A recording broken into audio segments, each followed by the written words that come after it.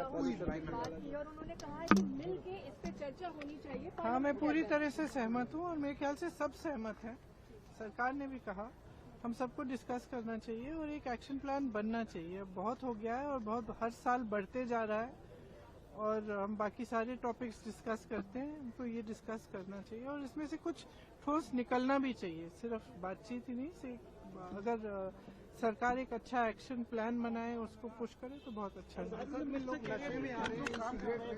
के साथ मिलकर और भारत 50 शहरों में से 42 भारत देश में सरकार की तरफ से अपर्याप्त बजट दिया गया और उस बजट भी सरकार ने खर्च नहीं किया है। केवल मात्र 1% बजट इंडस्ट्रियल पॉल्यूशन पे खर्च किया गया है जो दिया सरकार ने पिछले बजट में। तो आप अंदाजा लगाएं।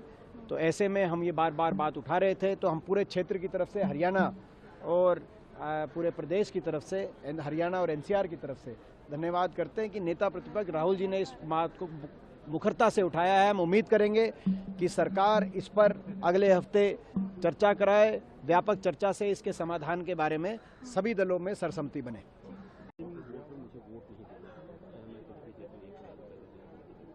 देखिए, क्या वोट खरीदना चाहते हैं वो? देश का प्रत्येक नागरिक देश के अंदर मिलने वाली सुविधाओं का हकदार है, चाहे वो किसी धर्म का हो, किसी जाति का हो। ये जाति और धर्म देख करके लोगों की मदद करेंगे या जाति और धर्म देख करके न्याय करेंगे, ऐसे व्यक्ति से क्या उम्मीद की जा सकती है? संवैधानिक पद पर बैठे हुए व्यक्ति के मुंह से इस प्रकार का बोला जाना निहायत दुर्भाग्यपूर्ण है। राहुल गांधी बोल रहे थे पॉल्यूशन को लेकर, पॉल्यूशन की स्थिति बहुत खराब है। राहुल जी ने कहा कि एक सार्थक चर्चा होनी चाहिए जिसमें पक्ष और विपक्ष एक दूसरे पर आरोप प्रत्यारोप न करके सार्थक बात करें।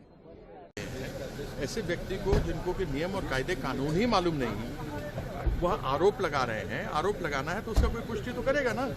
यदि मैं आरोप लगा दूं कि अनुराग ठाकुर और बीजेपी के एमपी 40% कमीशन खाते हैं सरकारी कामों में, उसके लिए मुझे कोई प्रमाण तो देना होगा ना।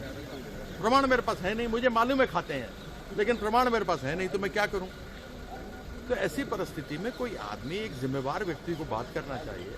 जीरो वार हमारे सभी सांसदों के लिए होता है। वो समय बर्बाद कर रहे थे और अध्यक्ष जी ने उनको लताड़ा।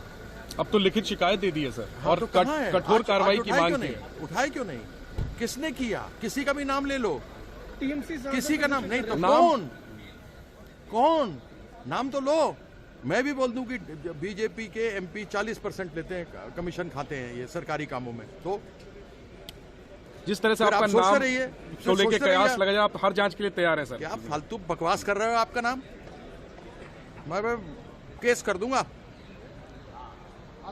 मैं तो सवाल पूछ रहा हूं सर। क्या सवाल हर पूछ जांच रहे के लिए हो? तैयार ऐसा क्या है? सवाल पूछ रहे हो?